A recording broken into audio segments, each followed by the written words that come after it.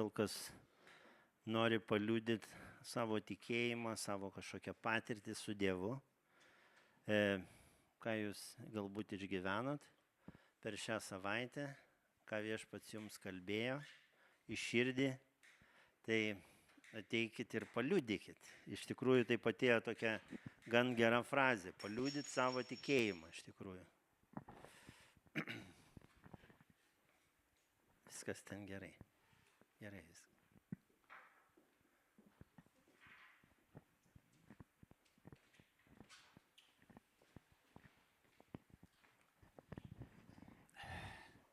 Sveiki visiems.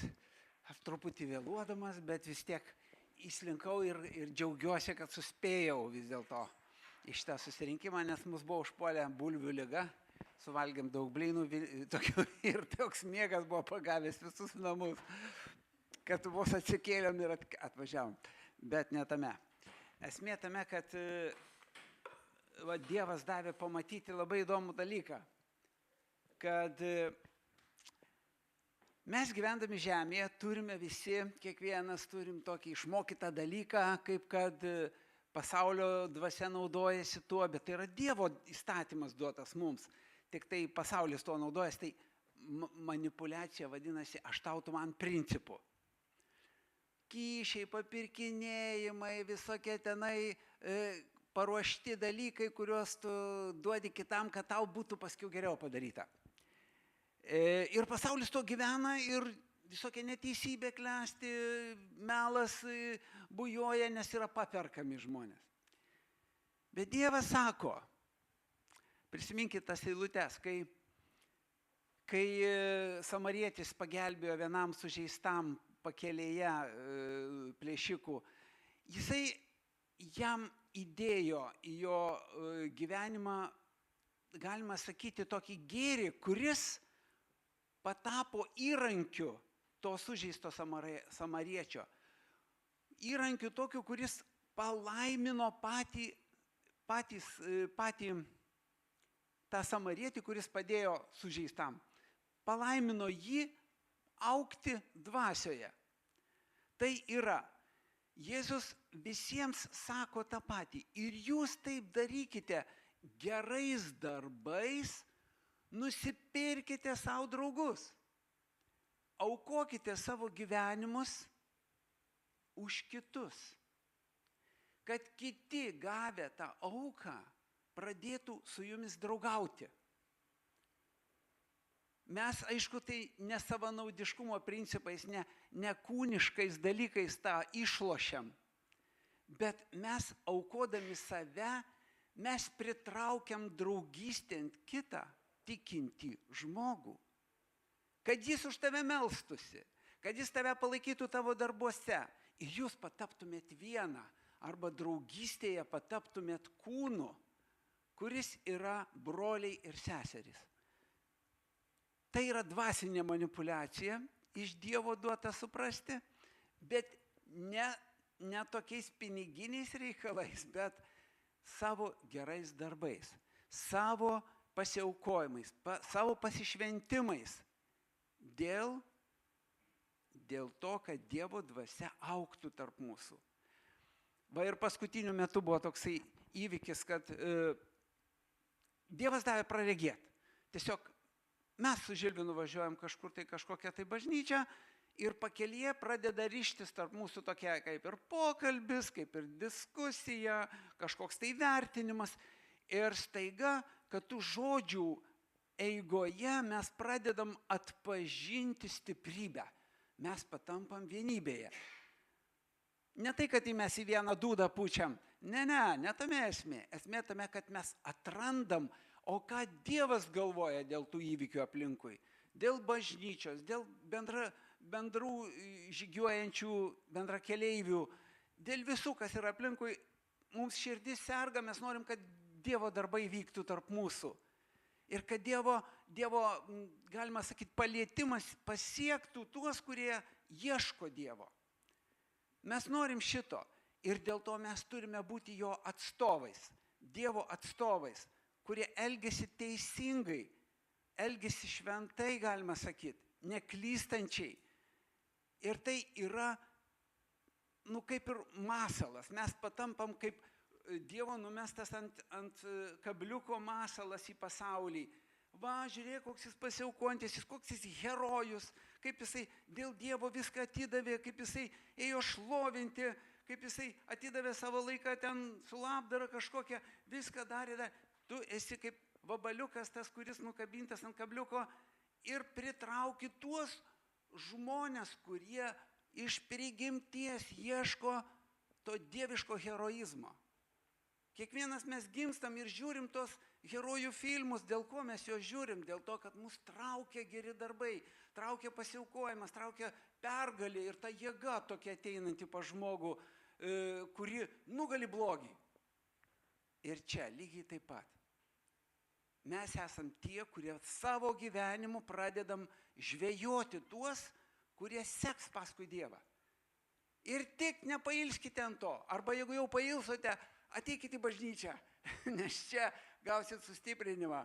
Ir toliau galėsite vėlgi skelbti savo širdimis tą Dievo jėgą. Nes sustiprinimas yra iš Dievo tuomet, kada už jūs kiti meldžiasi. Ta gerų darbų manipuliacija gaunasi. Taigi Dievas davė matyti. Kur du, sako Viešpats, ten ir aš esu. Kur du yra Jėzaus Kristaus vardu susitikę, bendrauja ir jungiasi. Ten ir Jėzus yra kartu. Taip, bet šitas principas irgi. Viskas. Nėra ko čia kniaustis daugiau.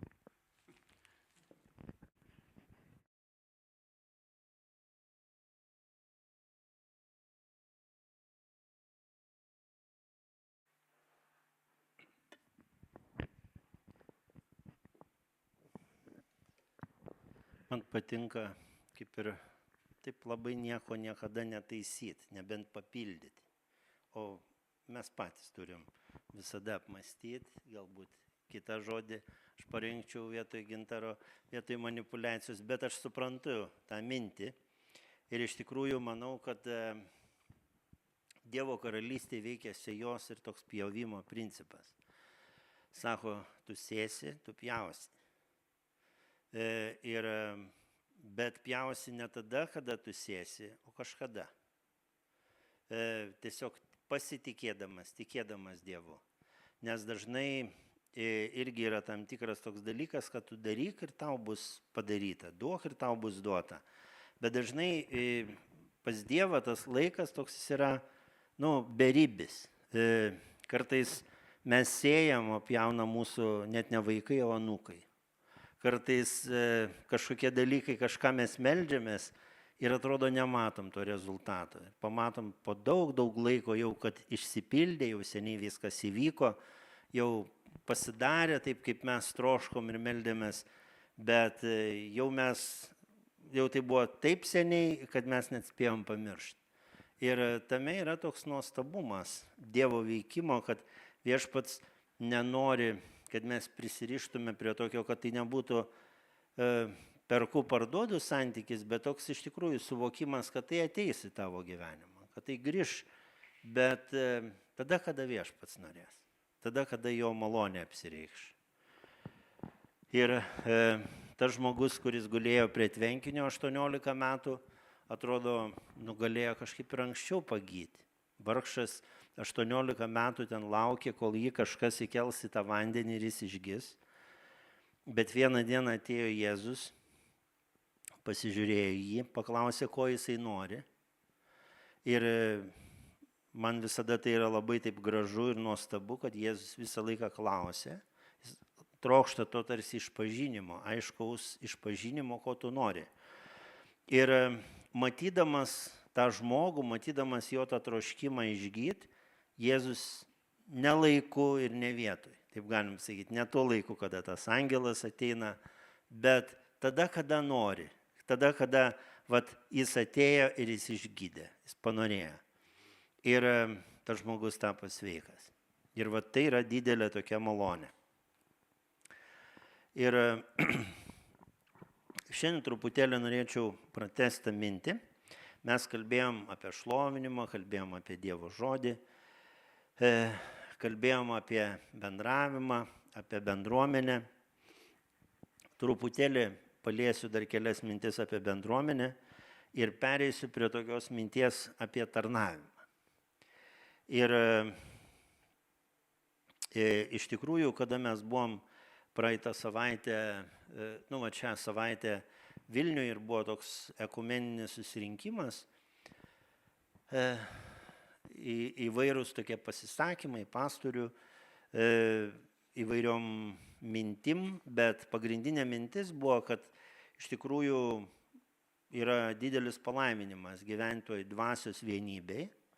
Kūno vienybei galbūt niekada mes taip negyvensim, galbūt kažkame tai, bet dvasios vienybei, kur iš tikrųjų Dievas sujungia, Dievas suvienyje, Dievas duoda vieną mintį, vieną širdį, meilę viens kitam ir žiūri, kad su visai sudėtingais ar visai kitokiais žmonėmis tu imi ir susikalbi.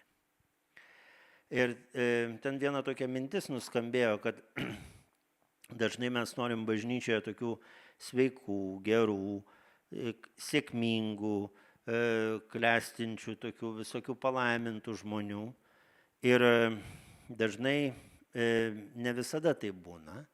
Dažnai būna, kad ateina žmonės ir sužeisti, ir išgyvenę visokį vidinį, tokį dvasinį skurdą, dvasinį sunkumą, dvasinės žaizdas, bet iš tikrųjų Dievo žodis kažkodėl tai sako, kad ateikite pas mane visi, kurie esate prislėgti ir aš jūs atgaivinsiu. Kad viešpaties tikslas ir troškimas yra kiekvieną tokį prislėgtą, kartais žmogus atrodo labai, galima sakyti, gerai. Ir atsimenu tokią truputėlį istoriją, kur vienas žmogus, sako, sustojo toks vyrukas, sako, su labai prabangia mašina, pats gerai atrodantis. Ir pradėjom, sako, su juo kalbėtis.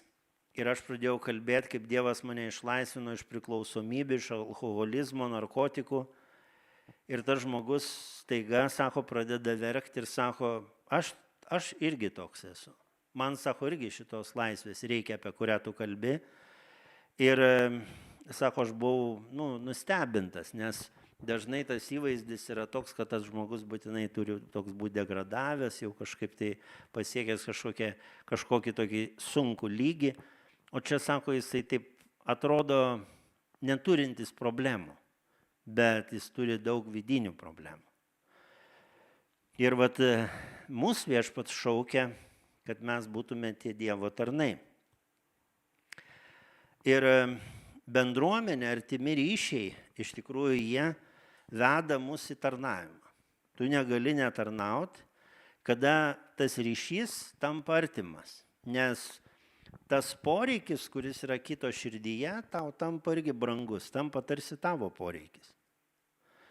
Ir apskritai žmonės, jeigu pažiūrėt, nežinau, neseku, nesidomiu, bet ta prasme, jeigu pažiūrėt dažnai reitingus bendrai Lietuvoje, galbūt mums ne visiems tai įdomu, bet labai daug žmonių gyvena kitų žmonių gyvenimus. Ir netgi jų nepažindami, bet žinodami ten jų vardus, žinodami, kad jis yra ten kažkoks žinomas žmogus ir panašiai, dažnai gyvena jų gyvenimus, dažnai gyvena jų bėdomis, jų ten kažkokiais patyrimais ir kitais dalykais. Ir taip plaukia iš tokio vidinio, iš tikrųjų noro kažkaip tai girdėti, matyti, bet krikščionio gyvenime tai natūraliai artimas ryšys, bendravimas, girdėjimas plaukia ir veda į tai, kad tu esi šaukiamas tarnauti. Esi šaukiamas tarnauti. Kaip šiandien buvo minėta, kad iš tikrųjų, kad būti tuo samariečiu, kuris nepraeina pro šalį, kuris mato tą sužeistą ir į jį reaguoja. Ir kur viešpatauja meilė, pasitikėjimas, yra daug lengviau priimti Dievą per kitą žmogų. Nes dažniausiai mes esam tie, kurie, galima sakyti, toks yra geras išsireiškimas, kad kartais mes atvedam žmogų pas Dievą, o kartais, gal taip keistai skamba, Dievą prie žmogaus. Jis kartais sako, ne, man Dievo visai nereikia. Bet bendraudamas ir ateidamas į tą artimą ryšį ir matydamas tavo gyvenimo liudijimą, jis atpažįsta, kad tai, kas yra tavy, jam to reikia. Ir tai galima būtų pavadinti, kad tu tarsi Dievą atvedi į jo gyvenimą. Jis atsiveria.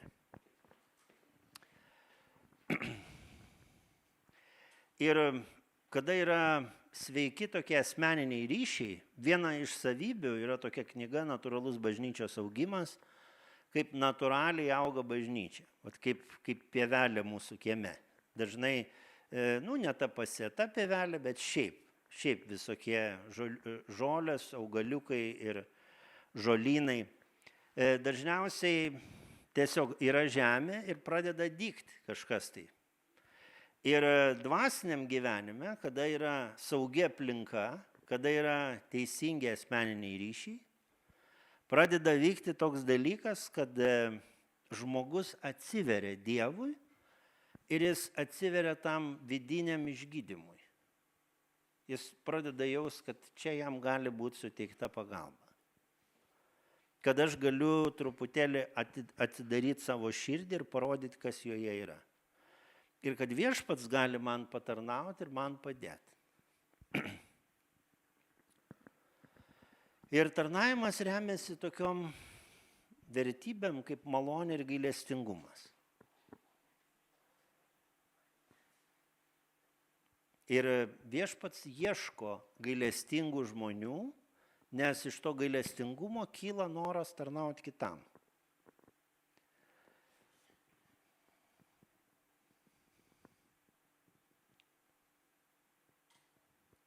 Noriu perskaityti keletą raštų vietų. Čia būtų užrašyta Mato Evangelija, 4 skyrius. Mato Evangelija, 4 skyrius, 19 eilutė. Ir čia parašyti yra tokie žodžiai.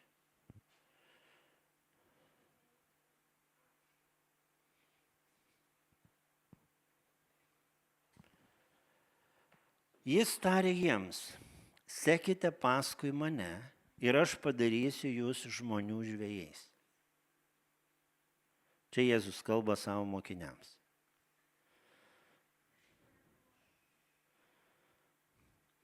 Taip Jėzus pradeda rinkti savo mokinius ir vienas iš tokių atvejų tai yra Petras ir Andriejus. Ir Jėzus pas juos ateina štai su tokia žinia. Sako, sekit paskui mane. Ir aš padarysiu žmonių žvejais. Ir 20 eilutė sako, tuodu to jau paliko tinklus ir nusekė paskui jį. Sekantis žingsnis, paėjęs toliau jis pamatė kitus du brolius, Zebedėjaus sūnų Jokūbą ir jo brolį Joną.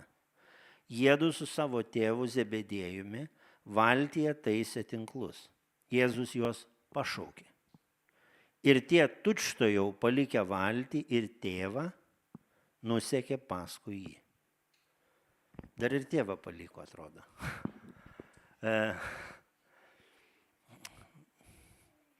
Tam filme Chosen, taip rodo, kad tėvas sako, eikit, viskas gerai. Aš čia susitvarkysiu. Taigi,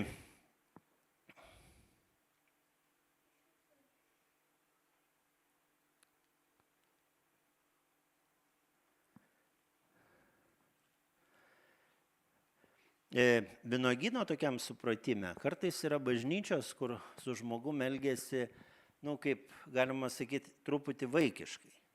Jam skambina, jį kviečia, jis neateina sekmadienį, jam parašo žinutę, kur tu buvai, kas tau yra, dėl ko tu nevaikštai, ten kas tau vyksta ir taip toliau.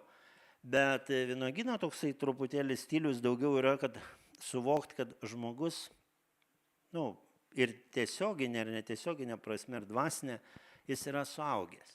Jis žino, kas yra Viešpats, žino, kas yra bažnyčia, žino, ką reiškia tarnauti Dievui, žino, ką reiškia mylėti Viešpatį.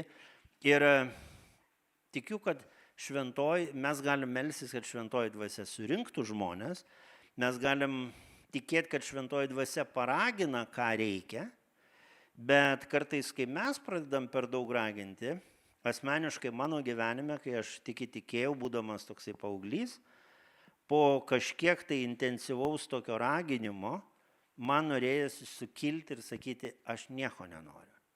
Aš nenoriu nei skaityti Dievo žodį, nei melstis dėl to, kad taip reikia. Aš noriu tai daryti dėl to, kad aš taip noriu. Ir aš manau, kad teisinga ta tokia nuostata yra, kad tai turi plaukti iš mūsų vidaus. Kad jeigu mes neįsimylėjom dar viešpaties, dar nepažinom jo tiek, kad įsimylėt, natūraliai mums tai yra kažkaip netikra. Bet kada viešpats prisiliečia prie mūsų širdžių ir mes išgyvenam tą Dievo tokį tikrumą, tada tas bendravimas su Dievu tampa malonumas ir palaiminimas. Ir tau to norisi daugiau. Ir tame tu atrandi, gal netgi taip galim būtų pasakyti, palaiminimą, arba jeigu labai tai būtų pragmatiška, tai naudą tokia. Tame, kad iš bendrystės su Dievu tu atrandi ramybę, tu atrandi visko, ko iš tikrųjų tau trūksta.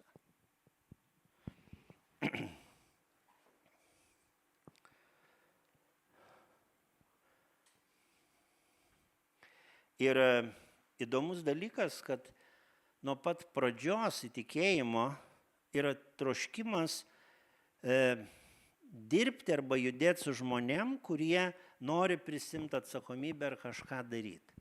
Tarnautojų tampa žmogus, ne tas, kurį ten kažkas ėmė ir paskyrė tik tai. Ir pasakė, tu dabar žinok, mes tau uždedam ant pečius, tu esi jau tas tarnautojas. Bet tarnystė prasideda nuo to, kada žmogus sako, aš noriu, matau, va čia yra spraga kažkokia, aš norėčiau ją užpildyti ir norėčiau kažką daryti. Ir norėčiau būti to Dievo tarnu. Arba netgi nenorėčiau, aš tiesiog imu ir darau.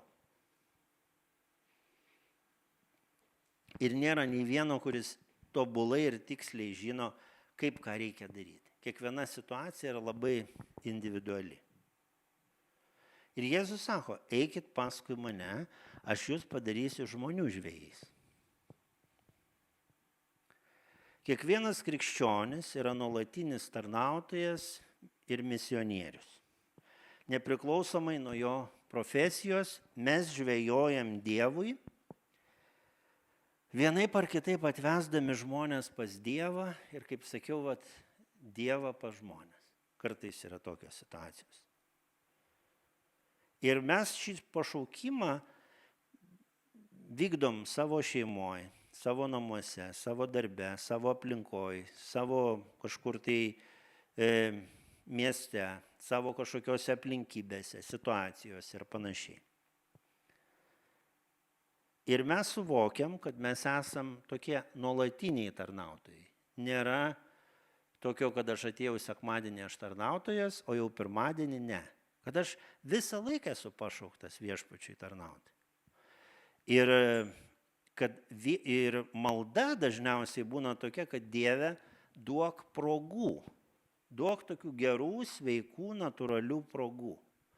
Nes labai yra sunku, kada žmonės, galima sakyti, taip kankinasi ieškodami tų progų. Gal čia galėsiu paliudyti. Ne, nenori. O gal čia dabar priims tą žinią. Prieinu ir sakau, ar žinai, kad Jėzus tave myli? Sako, eik iš čia. Žinai, jau sako, mes girdėjom šitą 10 kartų. Arba 100. Ir kada tau Dievas natūraliai duoda progas ir kartais natūraliai duoda žmonės, kuriems kyla klausimai, kurie nori bendrauti. Ir trumpą tokį noriu perskaityti tiesiog.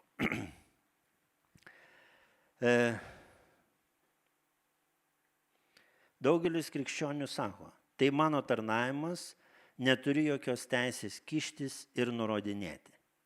Tarnavimas, apie kurį kalbame, nėra jūsų tarnavimas.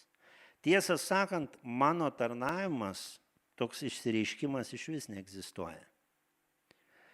Ir Džonas Vimberis irgi dažnai sakydavo, yra tik vienas tarnavimas, tai yra jo tarnavimas. Mes visi esame pašaukti šiandien tęsti Jėzaus tarnavimą pasaulyje. Mes negalim jo turėti, pasisavinti, privatizuoti, užrašyti ant jo savo vardą ir leidimą kitiems jame dalyvauti, laikyti privilegiją.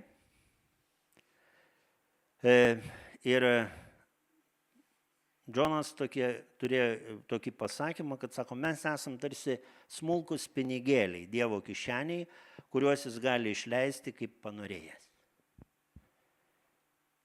Mes skirti jam ir jo tarnavimu. Viskas yra jo, ne mūsų.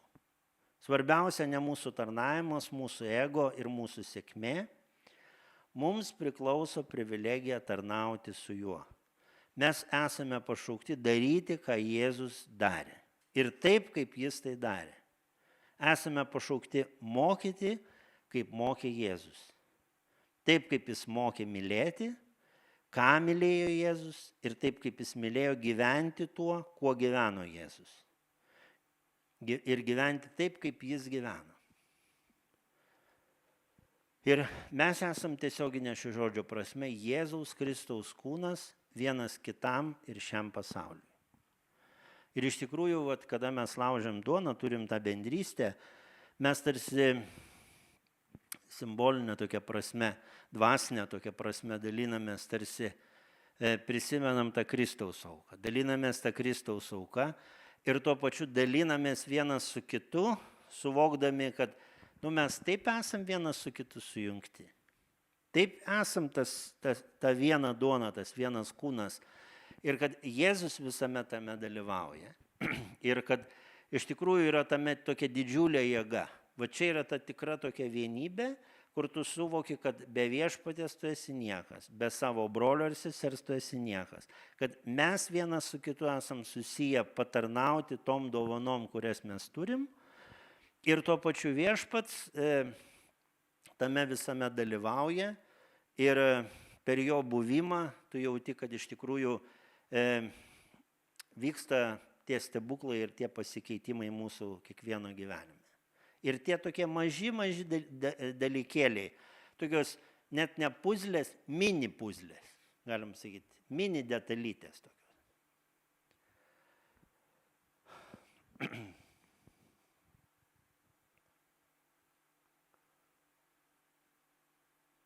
Ir viešpats ieško mumyse tokio tarno charakterio, kuris atviras, kuris pasiruošęs tarnauti ir pats Jėzus sako, kad aš atėjau tarnauti ir atiduoti savo gyvybės už jūs. Ir švento rašto vieta sako, geras, šaunus, ištikimas tarne, eikš į savo šeimininko džiaugsmą. O tas tarnas atsako, aš esu nenaudingas tarnas, padariau, ką turėjau padaryti, ką privalėjau kaip tarnas padaryti. Ir Mato Evangelija, 25 skyrius, 21 eilutė.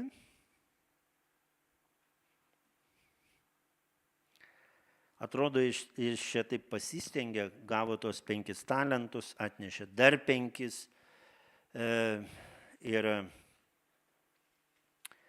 Ir talentas tai netoks jau mažas dalykas yra. Manoma, kad talentas tai buvo toks, jeigu auksas, tai aukso gabalas sulig arklio galva. Tai yra nemažas dalykas. Ir tas, kuris gavęs buvo tą vieną talentą, atnešė dar kitus 5, jis uždirbo dar. Ir sako, šeimininkė davė man 5 talentus, štai aš pelniau kitus 5.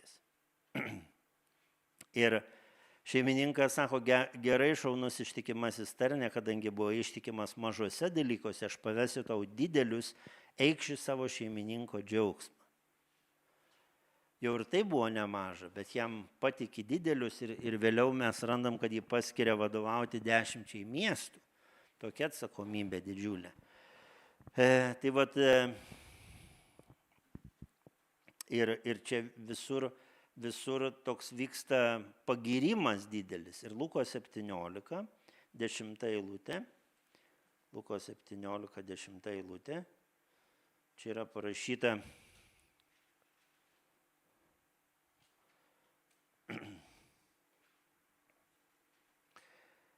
čia yra kita vieta, bet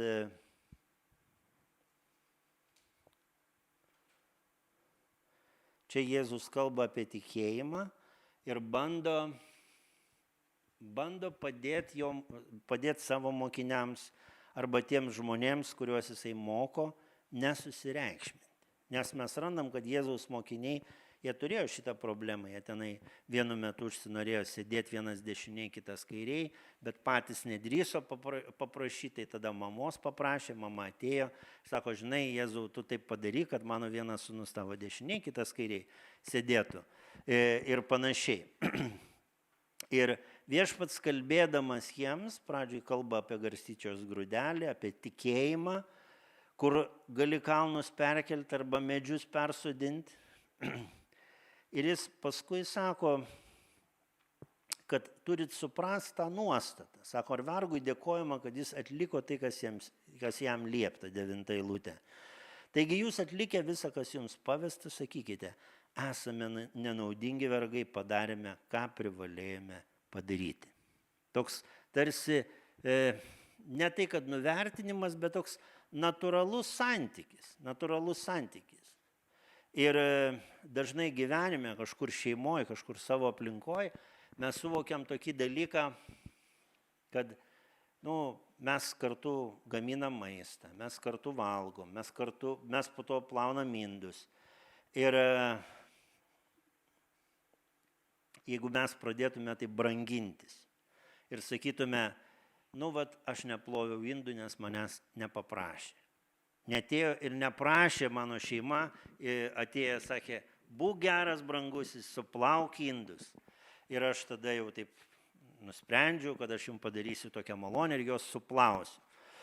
Ir iš tikrųjų tai tarsi tokie natūralūs procesai, kurie vyksta. Kažkas gamino, kažkas plovė, kažkas tvarkė, kažkas kažką darė, kažkas serviravo ten ir taip toliau. Ir tam tarnavime viešpats irgi sako, būkite tokie tarsi paprastesni savo tarnavime Dievui. Nesusireikšminkit, negalvokit, kad čia jeigu dabar jau daug įtikėjo, tai aš jau esu labai Dievo pateptas, aš esu čia apaštalas, pranašas ir kažkoks ypatingas, jau mane reikia gerbti. Bet iš tikrųjų, kuo didesnis tarnavimas, tuo reikia didesnio nuolankumo, nes labai reikia Dievo artumo. Nes labai daug pavojų tada pradeda tykoti. Čia panašiai kaip žmogus, kuo jis turtingesnis, tuo jam sudėtingiau darosi gyventi. Pradžioj dar, kol jis šiek tiek turtingas, jis ten signalizacijas išsivedžioja, dar kažką pasidaro, bet kada jo turtai dar padidėja, jau jam reikia samdytis apsaugą, apsauginiai, kad jį lydėtų ir taip toliau. Ir kuo toliau, to jis gyvena tokiam nesaugesniam pasauliu, nors atrodytų įgijo daugiau. Ir dvasiniam tam mūsų gyvenime, kuo tu didesnę atsakomybę gauni iš Dievo, tuo viešpats sako, didesnis nuolankumas, tuo labiau palenk savo galvą. Ir suvok, kad iš tikrųjų visa tai yra tik tai Dievo malonė. Viešpats atrado, kad tave galima panaudoti kaip tą indą. Ir kad tu pasirodėjai tinkamas. Ir jis į tave pila. Bet sako, nepamirškit, kad visą šitą turtą, kurį mes turime moliniuose induose. Mes kai kurie šiek tiek žinom apie molį, daugiau, kai kurie mažiau, bet suprantam, kad kartais taukšt ir visą tai sudužta, suskyla.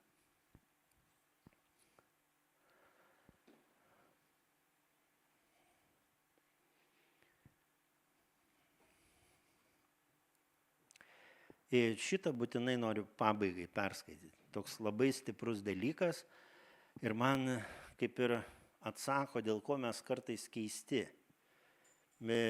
Sako, toks yra pasakymas, to vynuogyno žmonių ir jų mokymo, jų supratimo žmonės arba myli, arba nekenčia. Yra du pasirinkimai. Per vidurį nėra.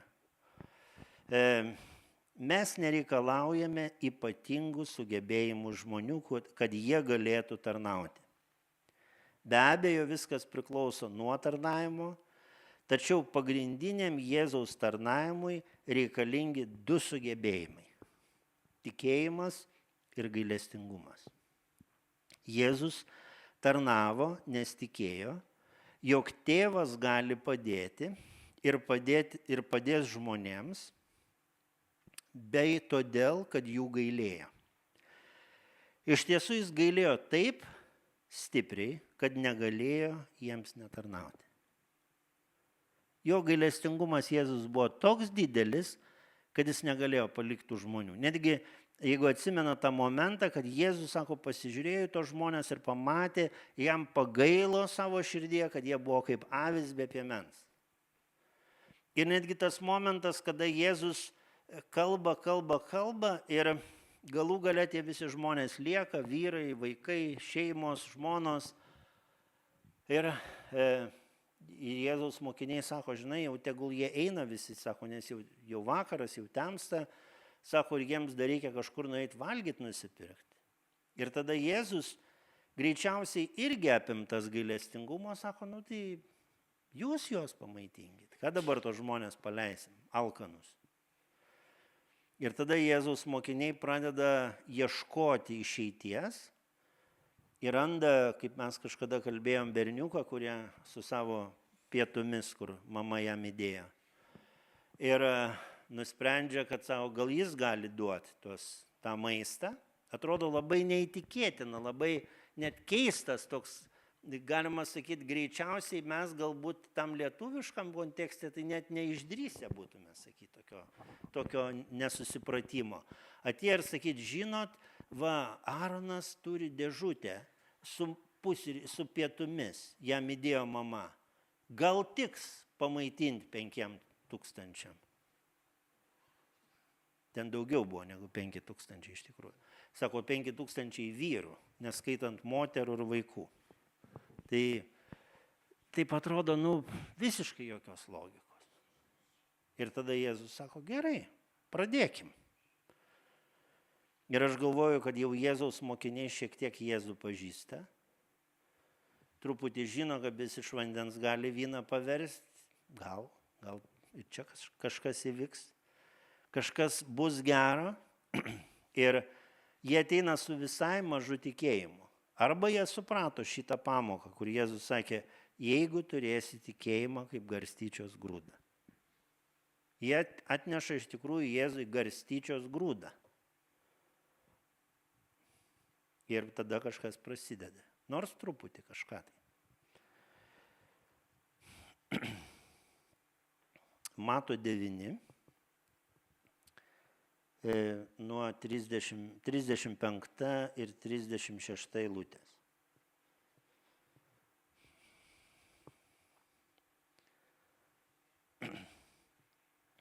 Jėzus ėjo per visus miestus ir kaimus.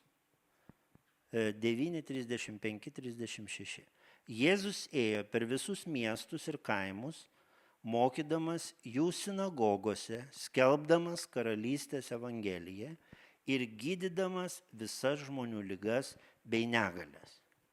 Matydamas minias, jis gailėjosi žmonių, nes jie buvo suvargę ir išsklaidyti lyg avis be piemens.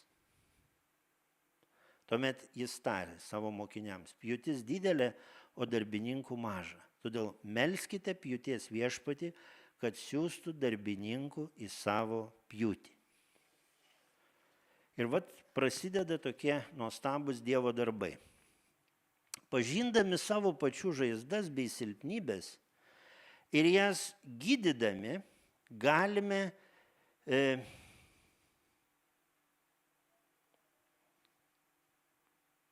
gailime kitų žmonių jų nelaimėse. Mes turim patys žaizdų, mes jas gydomės ir suprantam kitus žmonės, kurie yra nelaimėse.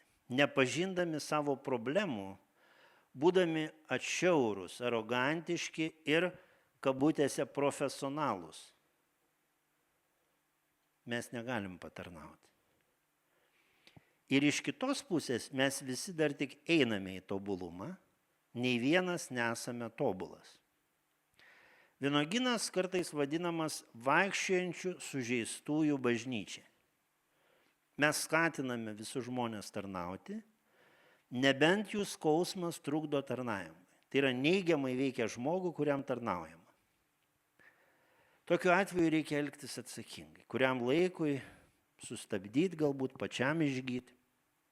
Bet mes nedrįstam riboti tarnavimo ir leisti tarnauti tik skaistiems, brandiems, lyderiams ir Dievo pateptiems. Svarbiausia tarnavime gailestingumas, malonė ir užuojauta. Ir kartais tie dalykai gali būti truputėlį netvarkingi. Ne visai išgyjęs, ne visai dar gailestingas, ne visai dar užjaučiantis, bet trokštantis. Va tai yra svarbiausia. Ir kada yra tie dalykai, gailestingumas, malonė ir užuojauta, žmogus nori būti gailestingas, nori tos malonės, nori užuojautos parodyti kitam, turi tikėjimą, kad viešpats gali padėti. Ir jis eina ir tarnauja. Ir tada viešpats veikia. Ir vat viešpats jisai ieško tokių širdžių, kurios turi tikėjimą, kurios turi gailestingumą, kurios suvokia, kad viskas yra didžiulė Dievo malonė ir kad aš galiu melstis su nuoširdžia ir, kaip Dievo žodis sako, daug gali karšta teisėjo malda. Tai toks kaip ir būtų padrąsinimas mums visiems, kad mes esam tie šventieji, kurie pašaukti dirbti tą tarnystės darbą, kaip Efeziečiams rašo apaštalas Paulius.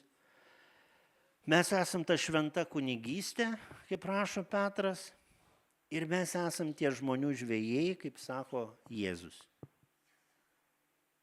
Ir va toks yra krikščionio gyvenimas. Tu tarnauji, tu žvejoji, tu tiki, tu rodai gailestingumą, malonę, užuojautą ir staiga matai, kad Dievas ir tave užaugina. Ir tai yra didelis stebuklas. Ir kartais problema yra tokia, kad kartais mes labai norim užaugti ir sakom, ne, aš dabar pats tik tai tvarkysiuos. Ir žiūri, praėjo 10 metų, ir 20 metų, ir gal dar daugiau metų, ir žmogus kaip nesusitvarkė, kaip neišgyjo, kaip neišsisprendė visų dalykų, dėl to, kad viskas nukreipta į save. Bet kada tu pradedi atiduoti, kaip Jėzus kad mokė, ir kada tu atveri savo širdį, šventoji dvasia tarnauja ir tau, ir per tave tarnauja kitiems. Nėra tobulų pastorių, nėra tobulų tarnautojų, nėra tobulų bažnyčių. Ir toks brolis Steve'as Nicholsonas iš Amerikos, jisai sako, aš visą laiką ieškodavau netobulos bažnyčios, kad galėčiau prie jos prisijungti ir kažką, sako, tenai įnešti, kad jinai patobulėtų, savo dalį kažkokią įnešti, kad užpildyti kažkokią spragą. Aš sakyčiau, va čia yra tas tikras tarnavimas Dievui. O kiekvienam iš mūsų, netgi kuris naujai tikėjęs, tai iš tikrųjų yra, bet ir šiandien meldėmės, nes aš neturėjau važiuoti į Panevėžį, bet kadangi Vyto mašina sugedo, tai atsidūriau Panevėžį dar ryte. Tai meldėmės už vieną sesę ir po tam tikrų tokių sukrėtimų įvykių, tu jauti, kad jai tiesiog labai reikia Dievo ramybės ir Dievo artumo. Ir dar jinai yra jaunas krikščionis tam Dievo kely, bet tu matai tą atvirą širdį ir kad sako, man norisi verkti ir verkti. Ir tai nėra blogos ašaros, tai yra tarsi išeina visas tos žaizdos, išeina visas tas skausmas, tas sunkumas visas, viešpats gydo.